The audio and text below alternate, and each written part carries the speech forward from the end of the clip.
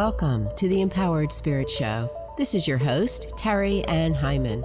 I'll explore the connection to the human spirit in a way that helps to navigate your life, including crisis. I am passionate about helping you to open up to your intuition and the metaphysical world of spirit to find your confidence in your own inner guidance. Take a pause, be inspired, learn ways to show up focused, centered, and more dynamic in your everyday life. Welcome back to the Empowered Spirit Show. Thank you so much for tuning in and joining me today. This episode is being sponsored by Ritual and Shelter. Are you looking for a magical place to shop and hold space? Check out Ritual and Shelter online or in Homewood, Alabama. Browse through their bookshelves covering topics such as energy healing, crystal healing, Reiki, chakras, auras, the Akashic Records, shadow work, astrology, and earth-based healing. You can also find herbal teas and tinctures alongside their crystals and oils to help establish a mindful mindset and fluid ambience before meditation, ritual work, and reflection. Ritual and Shelter is dedicated to providing one-on-one, in-depth conversations with customers to help them find the most efficient healing methods and resources that match their unique interest and energy. They offer tarot sessions, Reiki, sound bowl, and crystal healing, and now they are offering witch consultations. Visit ritualshelter.com to book an appointment and bring peace back to the body, mind, and spirit. You can also find them on Instagram at Ritual Shelter Shop, as well as Pinterest at Ritual Plus Shelter.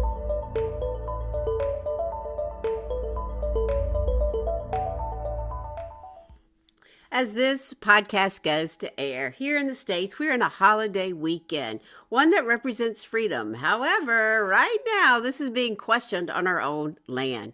It's a time to begin observing everything going on around you with a new perspective, beginning with the idea of freedom and what that means to you. Is what you are doing bringing you freedom, or is it keeping you restrained or imprisoned in some kind of way?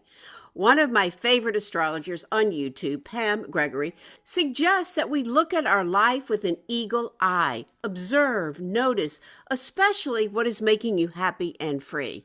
In every thought and feeling, in everything going on, remember, you create your reality.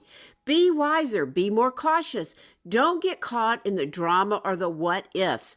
Many are focusing on doom and gloom, the fear, but there is so much more going on that isn't seen. Don't give all that fear and worry and anxiety your energy. I do acknowledge those that are caught in the war zones or in the intense weather patterns. I do acknowledge, but I know that if I can continue to shine my light, that will help consciousness all around, and I can contribute that way. The cosmos are guiding us into this whole new idea of a new earth. Everything is shifting around, and when we begin to focus on that, we can lift the energy all around us and bring our attention into new ways. This whole idea of fear, it's time to cut those cords and get rid of it. It's the idea of love, going into your heart and helping to raise that vibration all around us. And this isn't spiritually bypassing what's going on. Instead, it's focusing on the idea of a higher consciousness coming in, dropping into the heart, raising the vibration all around you, be a part of that collective consciousness that is bringing in this tidal wave of love. Let's build it. And let's begin by working within ourselves. Summer is a time to open up, to take care of your soul. One of the things I've noticed, many people don't quite know what it means to get quiet. They come in, they do a session, they feel quiet, and they're like, what do I do now? And so they tend to jump right back into the social media, those hits of dopamine, because that quiet is not the norm. However, we can make it the norm. And summer can allow you to open up to that difference of feeling, because summer is about having patience to allow your life to grow. All those seeds we planted in the spring, now is the opportunity to sit back a little bit, to rest, to relax, to meditate, to go within to that deeper part of you, that wildness of your soul that wants to come forward. I do have a new checklist out that you can download to help guide you through the season to shapeshift your life into a higher vibration and awaken that wild woman in you to break out of those chains that we sometimes put ourselves in. Now, I'm also offering a live 5-day boot camp to shapeshift your body, mind, and emotions. Come join me. See how I work and how it can help to empower your spirit as we move through this new season of summer. Now, it's also the 10th anniversary of my book, Confessions of a Shower Tapper, the ultimate guide to living your purpose with EFT. I wrote this book that helped me save my business, my work, and continue forward, and it empowers you to do the same. Now, hint, hint, I also have a new book coming out, Confessions of an Emotional Eater. Yep, that's me. And that will be available in the boot camp as well. I'll put the links to sign up so you can join me and empower your energy, your body, your mind, your spirit, your emotions during this season of summer. We're moving into a full moon next week, and that moon is going to heighten our emotional energy. How do you process your emotions? What do? Do you stuff them down with food? I know that's been my habit. What about yours? How do you do that? Do you use food? Do you use alcohol? Do you use shopping? Netflix? What do you do instead of processing your energy? And in this season of summer, we are opening up to looking at that. It's the element of water. That's our emotions, our intuition. It's also that divine feminine that comes forward that wants to help us process all of these emotions. Our emotions is our spiritual knowledge. We can learn so much about our soul and our path when we breathe through it, when we understand what we are feeling. I know with a huge emotional body like I have, sometimes it's hard. It's hard to know what is that emotion because they get so big. I get so full. But through the breath, through pulling them in, through awakening to what I am feeling, I can begin to break them down. And tapping is one of the things, emotional freedom technique, that has helped me to break them apart because they do free the emotions out of the tissues and helping you to be present to your life, to enjoy it, to live it, and not stuff it down and use all those addictive behaviors to cover up what you're really feeling. It will inhibit your growth and it will inhibit your soul's journey. It is a time to recognize how you're living right now. It's so important that we take the time to understand our spirit and the care of our soul. So I'll put all those links in the show notes so you can come join me beginning this month. So in today's episode, I wanted to start a new summer series. I'm about to head out, do a little traveling. I'll be out in California. And so I wanted to have something fun and light. So the subject is going to be the tarot and how you can use it and help open up more and more to your own adventures within yourself. I've created this summer series to help you understand more and more about how you can activate your intuition, what that journey of the tarot is all about, and how you can use it to help you along your path. So the tarot is a journey. Originally, it started as an aristocratic entertainment to mystical divination. Most people associate the tarot with the occult and fortune telling, but that's not really what it's about. And surprisingly, the tarot cards were originally created as a game for the Italian nobility in the 15th century. So somewhere between 1420 and 1440, wealthy Italian families commissioned lavishly hand-painted cards set to play a game called triumphs, similar to modern bridge, where there were 22, we still have those, major arcana cards served as the trump cards. Pretty fascinating what still comes through. Now, the three surviving Visconti trump decks from 1440 are considered the ancient ancestors of the tarot, featuring iconic images we still have today. The Pope, the Emperor, well, the Pope is called the Hierophant, the Emperor, the Wheel of Fortune, the Devil, and the Moon. So some of these still come forward. Some of these are the cards that scare us too. For over 200 years, these cards remained purely recreational. It wasn't until around the 18th century that the tarot began its transformation into a mystical tool.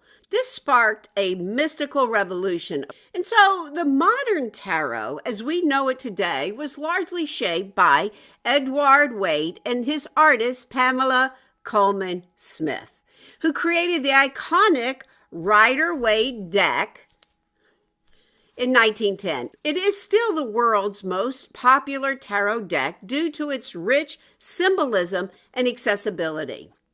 This was probably the first deck that I used. In fact, you can see I have this deck with my notes on it, but I drew the death card not knowing what that meant, and I kind of put them aside because it did kind of scare me. But they always managed to find their way back to me. So why the tarot? Why do we use it? What can it help you with? It is an oracle. It has a formation. It will tell you things that are really not available to you, especially on the surface level and other contexts of your life, because too often we get into the logical mind. But it will allow you to open up to your intuition, to look at the symbols, the shapes, the colors, the numbers, and help you go deeper and deeper to train your intuition. There's a couple of myths. There's actually a lot of myths around the tarot.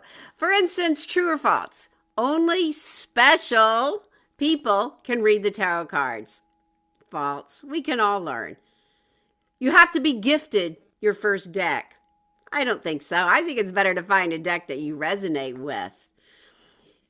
It's evil. It's the devil's work. Not true at all. This is your energy. Why would you consider your energy the devil's work, right? So when I first started reading the tarot deck, I did think that maybe it could tell me something about my inner life. I really hadn't started my spiritual journey, but I was still fascinated that we could understand more and more about ourselves.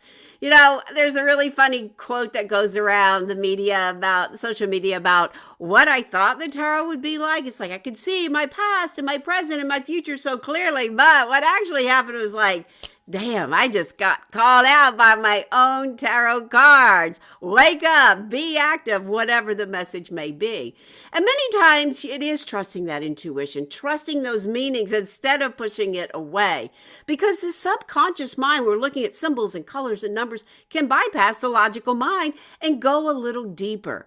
The tarot has a way to distract your logical mind with a story. While the logical mind just kind of becomes distracted, the tarot can go deeper, helping you to understand more and more. It brings up things you may not have thought about in different ways, especially if you're trying to make a decision. It is an oracle, and it will tell you things that are not available to you in any other context, especially as you open up to your own intuitive guidance. So when I was living in New York, my first tarot class, as they found their way back to me, was in New York City at the Edgar Cayce Center. And it was an intuitive tarot. We all got to bring our own cards. Everybody was reading differently, but we used our intuition to open up to understand more and more. And so it helped me to understand how I could also use it in my work. Now, I admit I was a secret tarot reader, meaning I didn't tell people I used them. I didn't announce it, but I did use it with my clients when they would come in to see me because it would help me understand what they weren't saying, what's underneath all the conversation and all the stories they're talking about. And when the cards turn over and it comes up, we talk about it. It did help me to learn so much more. And then when I moved back to Birmingham, I really didn't talk about the tarot at all. It was too out there. I was talking about Reiki, which was pretty out there anyway, but I kept hiding my gifts. And you know what? It kept me playing small. The near-death experience that I talk about, it told me, quit playing small, opened up, and very soon after that, I created my own tarot deck with one of my students, Lori Hanna, the Empowered Spirit Tarot. It's a very whimsical and empowering deck, and it's very good for beginners. Now, I would say the main reason I love to work with the tarot and have my students work with it is, again, it opens up our intuition, our innate ability to sense things beyond logic and reason.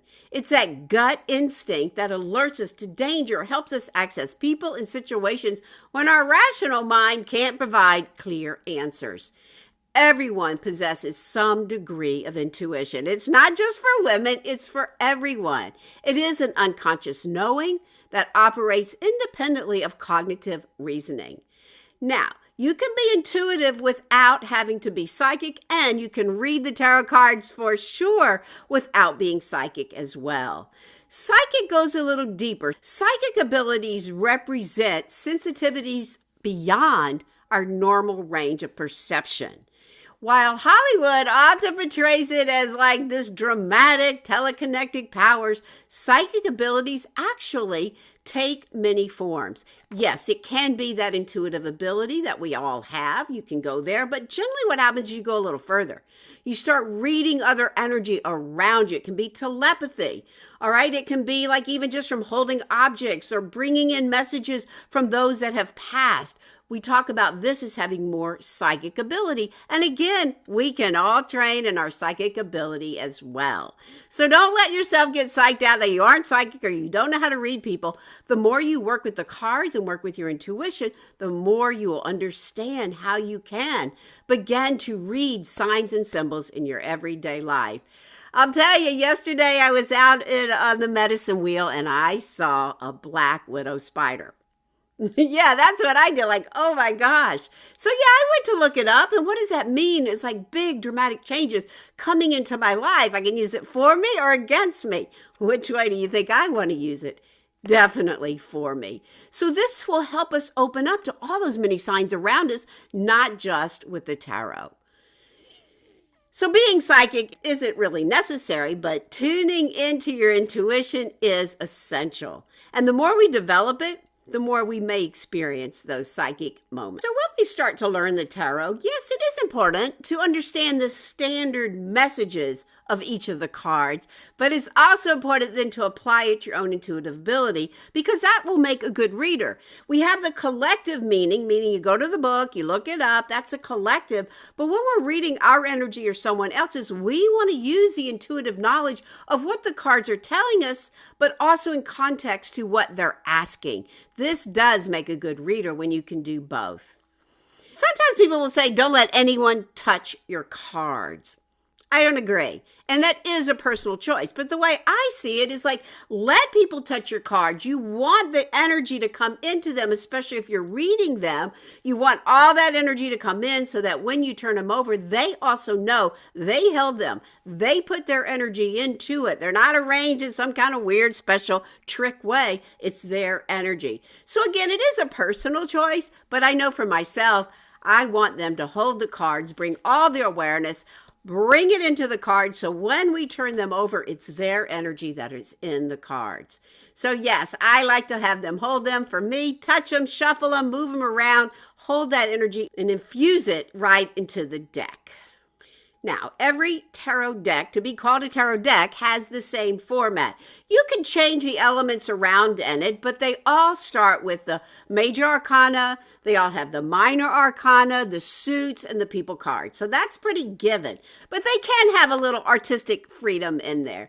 I know for my deck, in the Empowered Spirit Tarot deck, we created the major arcana. The minor arcana, which is the suits, became the elements, the fire, air, earth, and water. In the normal deck, it's the pentacles, the wands, the swords, and the cups. But they still relate to each other. And then the people cards, instead of the king, queen, page, and knight, my deck has the son, the daughter, the mother, and the father, generational energy. So there we have the same format, but my artistic development made it be a little bit more, I think, real, a little bit easier to understand. We all can get an idea of what the fire, air, earth, and water is, and yet sometimes it can be a little confusing. What is the wands? What is the swords? So they do relate, and the interpretation still remains the same, but it is a little more easier, I think. And many of your decks do that too. Now, I originally started reading, as I mentioned, with the Rider-Waite deck, all right? It has those original ideas, the original drawings. This is a Pamela Coleman Smith. There's the Death card. We have the Fool. So these are the traditional decks. And then I kind of stopped, like I said, and then I went into working with the Mother Peace cards. These are beautiful cards. They're round. They're very peaceful. They also, too, talked a little bit about the elements, although they do have the wands and the cups. I remember learning about the elements with this deck. They're really pretty and really unusual, and they're very peaceful messages. And then I kind of came back to the Rider-Waite and read from the Rider-Waite pretty regularly until Kim Kranz's The Wild Unknown came forward. This deck kind of changed my world. It really broke up my readings and really helped me be, I think, think a little bit more direct in the meanings. Her cards are beautiful. She's gone on to do so much more with them. So they're very influential in my life. I also read a lot from Colette Baron Reed's The Good Tarot. Her deck is absolutely beautiful, whimsical, beautiful colors, light. She also brought in the elements, but then she also keeps to the page, the Knight and King and Queen. So we can have many different variations, but it all still remains the same. Now, I like to look at the journey of the tarot very similar to the hero's journey. We all know the hero's journey, right? Follow your bliss. And the tarot takes us on that journey. As we open up from the Fool, taking that first step, moving through the trials and tribulations, the ups and downs, going out on our own, learning about our own abilities, having the success, having the failures, coming all back around to that World card where we've learned some lessons. And guess what? We start over again. And that's how numerology works as well. And so with the numbers, as you begin to learn those, you recognize where you are on that hero's journey in your own life. And then the elements of suits help you to understand where is your life in balance or out of balance. And then with the people cards, they're always the hardest to understand, especially the king and the queen, but they're influences, which is why I like to use the family cards. It does bring in generational energy. Where are you being influenced in your life and how you make decisions? And is that really what you want? All too often we say, oh my gosh, I feel like my mother. That's an influence when you bring those energies in. So it's pretty amazing when we start to work with the tarot and how much we can learn. It's not something to get you in fear, but it's something to help empower you in your journey and in your life. Now, just like anything else, you don't need to be dependent on it. Let me see what my cards say before I make a decision. But when you feel a little uncertainty or you're not sure, it is a great opportunity to look to the tarot to help you understand and make better choices, I think, for your own path. As you're looking at the two choices you may have, should I do this or should I do that? Lots of energy comes up. You thought, oh, I didn't think about that. Or, oh, I had no idea that would bring that forward. And then you can make a decision that's more in alignment with your inner guidance. And I think that's really important when we work with the tarot. It will really teach you more about yourself, your path, and really that true nature. It's kind of like sometimes when we say, like when you flip a coin to make a decision, right before that coin lands, you kind of know where it wants to go. Because if it doesn't land where you want, you go, oh, I want that. And sometimes that's how the cards can be too. We're trying to make it, but we're working too hard in our logical. And so then it helps us to open up into that intuitive answer that we are seeking. So let's take a moment to look at the cards. I always like to come with a question. So let's ask about the energy of July and this full moon coming in. And let's look at the answers of the Empowered Spirit deck as well as the Wild Unknown. So wherever you are, if you can, take a moment as we go to tune in. Close your eyes. Take a nice deep inhale, breathing up the body. And as you exhale, dropping right into your heart. Right into the deepest part of your heart. Feel that connection, your spirit and the greater spirit. Know that you are loved, guided, and connected. Feeling all this energy coming in around us. Clearing the cards with the Sage, both decks. Allowing yourself to feel centered right in that deepest part of your heart. Take a moment and just noticing this great wheel of life. Where I am, it's a season of summer, finding ourselves in the direction of the south, where we open up to the patience of love and fun and joy, and that divine feminine comes forward. Noticing your own path right now.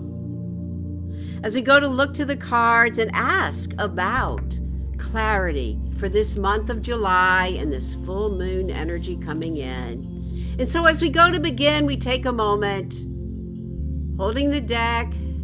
I'm calling in my Reiki master teachers to infuse the energy with Reiki. I'm calling in the angels to open our hearts with joy and love. Calling in the crystal beings for amusement and magnification. And now calling in your higher self to help you receive these answers, these messages for you, your path, this energy of summer.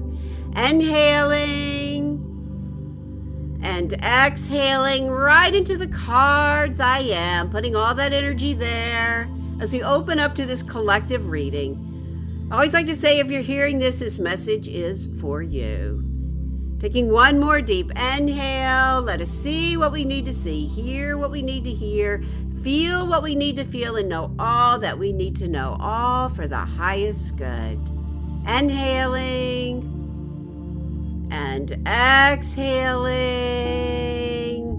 Keeping this nice, beautiful vibration, opening the eyes as I go to lay the cards out. I'm going to do clarity readings first with the Empowered Spirit deck, then we'll move to the Wild Unknown. So a clarity reading is 4 cards. The first card giving us the focus and the other 3 filling in the details. So the first card that comes up is the 10 of Earth. Now for clarity, we look at the whole meaning of the card, which is a happiness card. It's our Earth card. It's noticing all those many things that we have built. And the question becomes, are we truly happy? Are we truly living the idea of freedom with all the many things? Are we just accumulating stuff? So this is a good time to take a little review of your life and ask yourself that question. I know I work so hard. Is it worth it? Am I happy in the whole sense of what we are creating? Earth is our physical world. It's our pentacles, our money. 10 means we look at the whole picture because then we start to that new beginning of a 1. So it is a completion of energy, and that's can be like a completion of the spring, and we want to bring all of that good fortune, that happiness forward. So it is a time to ask yourself that question. So then we look at the cards that come forward. The Sun of Water. So this is an influence, all right? If we think about sun energy, like a young male energy, we look to the energy of the element as well, water. So the influence becomes, this is kind of like always people pleasing, I think. This card reminds me of that. We're always trying to please and bring it forward and always show up with something for everybody, which is good, but it can be a little draining. We're always trying to please and do. It's kind of okay, who are we doing it for? So we do want to have the emotional energy to be aware of our surroundings, but check in with that people pleasing because it is very tiring. I can tell you that. And so that will give you information about how you are creating your life and the happiness that you bring forward. Now, we also have the Empress card, and I love this card because summer shows us that. It's that divine feminine. This is about connecting with Mother Earth.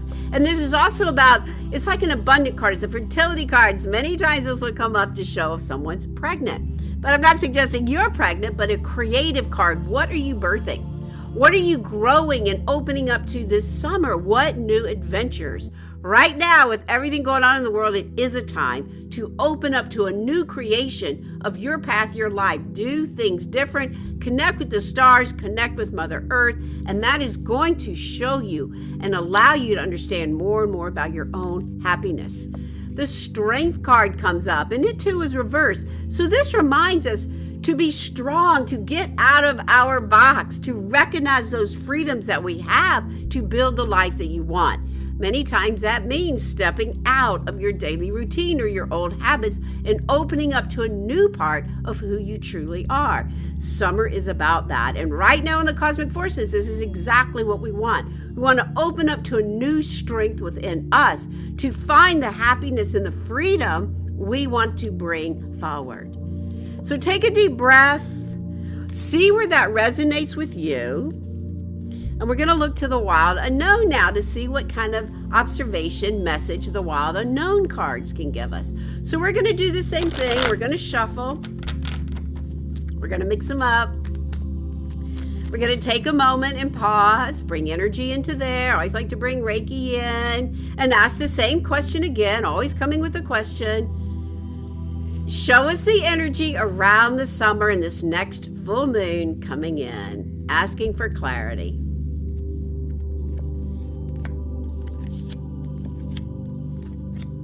All right, it's been a while since I've looked at these cards. The Lover card comes in. So this is a great card for right now. It was reversed, but being that it's our clarity card, we're going to look at the message that it offers. It shows the 2 birds here. So it is about your own divinity and the duality of love. All right, this is more to me about knowing your love, how you show up in the world so that you can attract those around you as well as a partner too. But it isn't always about finding a partner. It can be, but really it's about the own duality of your love that you hold. Are you true to you? Are you true to the path that you're walking? All right, the next card that comes in is the 4 of Swords.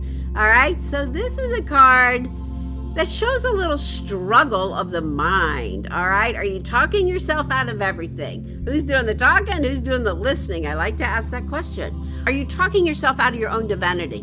No, who, me? I can't read tarot, right? Oh, yes, you can. No, that's not the message. Yes, it is. So we have this little fight when this comes in. All right, it's kind of like opening up that third eye, taming the mind, being that energy of the lamb, like really opening up to the truth of the energy around. Now we have a daughter card, the Daughter of Wands. So Wands is our passion, our power. And that daughter card is some of that innocence coming in, looking for the messages that can inspire you this season. Followed by the Fool, which is taking that next step forward, getting out of your comfort zone, opening up to a truer divinity of who you are and how you show up in the world. Get out of the chatter of the mind.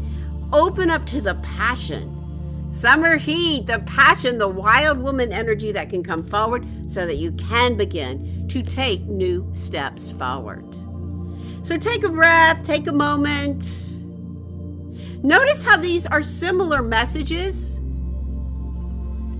Notice which one resonates with you. And notice the overall message that comes in for this full moon of July. An awakening of our energy, loving ourselves greater, having the ability to connect with Mother Earth so that you can innocently and open-heartedly take that next step forward, out of the box, opening up through your heart to build the life you want. Taking a nice deep inhale and exhale. Just let all this energy resonate. We opened up a lot. Feel these messages coming in for you, your heart, your path. One more deep inhale and exhale right back here into the heart. Feel how that third eye has been ignited and opened. And as you're ready, we're going to bring ourselves back around, coming back, grounding our energy. Taking a moment, noticing how you feel.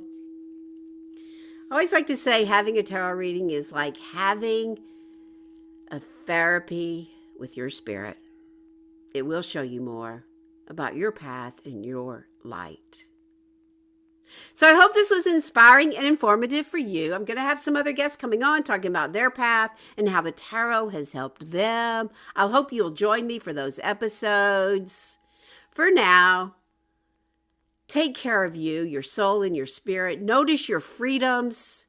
Notice how you can lift your heart energy all around for the highest good for humanity right now. Stay out of the drama. Stay into your heart. And be a part of that collective consciousness, raising the vibration all around us. Taking one more deep inhale and exhale, grounding your energy as we go to close. Thank you so much for joining me today. I am your host, Terri Ann Hyeiman, to your spirit. Namaste.